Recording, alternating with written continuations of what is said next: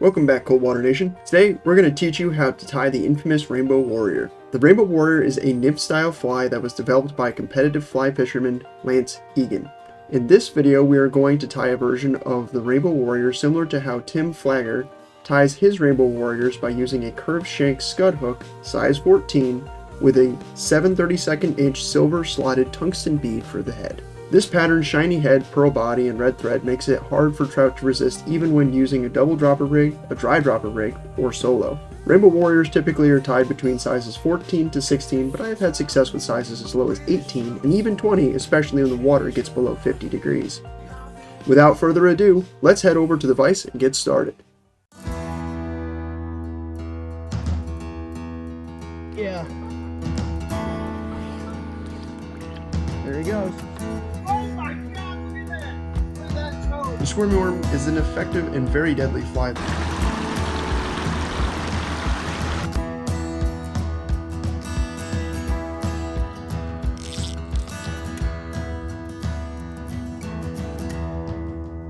What's up, guys? My name's Brian, And I'm Jeff. and you're watching Coldwater. Let's rip some lips. This video is brought to you in part by Upstate Excursions and by Black Dog Outdoor Sports.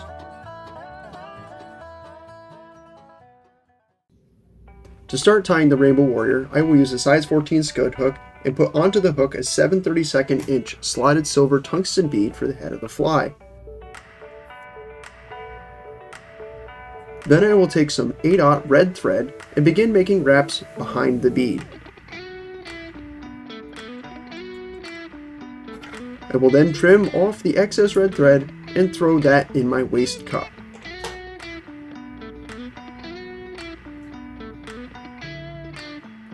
After I cut away the excess thread, I will make wraps to build up a dam behind the bead to hold it in place. I make tweaks and subtle adjustments as I'm wrapping to ensure that I get the bead in the position that I want it.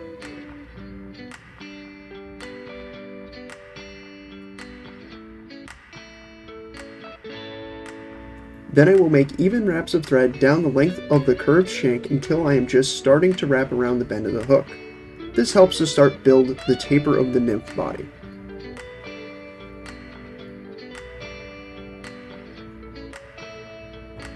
Then I will grab my pheasant tail feather.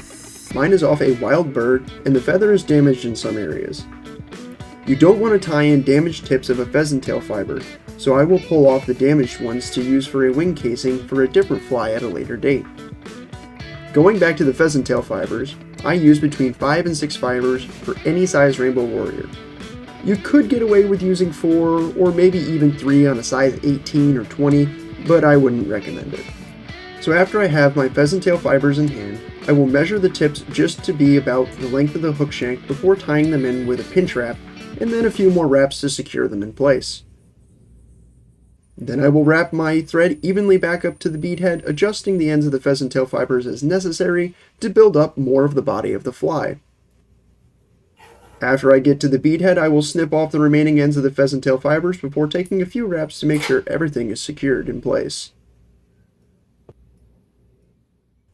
Next, I will take a length of pearl Mylar and fold one end of the Mylar in half widthwise before pushing the folded end into the bead slot.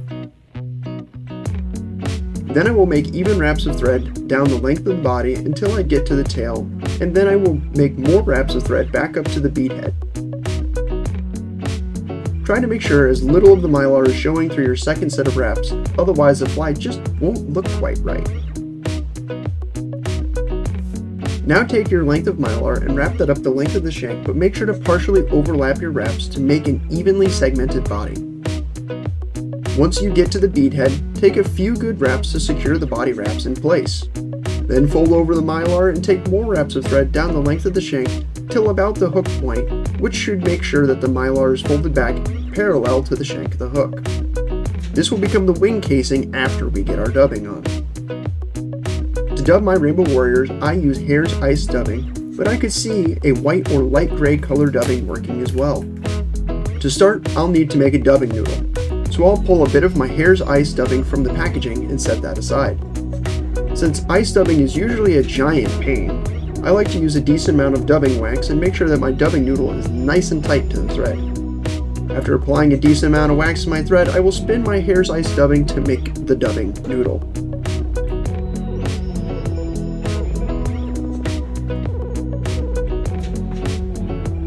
Now with the dubbing noodle ready, I will take wraps towards the bead head, creating a nice thick midsection for the fly.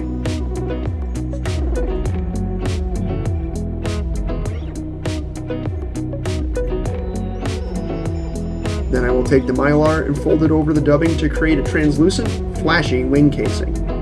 Tie the Mylar in nice and tight before snipping away the excess.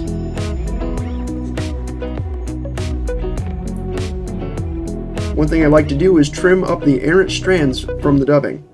I think it makes the pattern cleaner and more proportionate to a small mayfly nymph, but the fly should work just as well if you don't trim off those errant strands from the dubbing.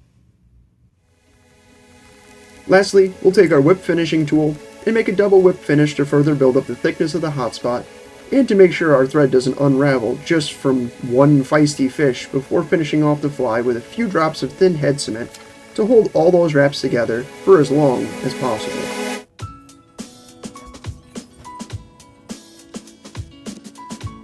And now, your rainbow warrior is ready to go catch that next personal best fish. If you enjoyed this tutorial and would like to see more of them in the future, be sure to let us know by hitting that like button, that subscribe button, and make sure that bell icon is clicked so you don't miss any of our future videos. Also, if you have a fly you would like to see us make a tutorial on, be sure to let us know in the comments down below. That's all for now. Tight lines, everybody, and we hope to see you out there. We hope you guys enjoyed the video. If you like what you saw today, consider giving this video a thumbs up and subscribe for more. Thanks for hanging out with us, and we'll see you next time. Until then, tight lines, everybody.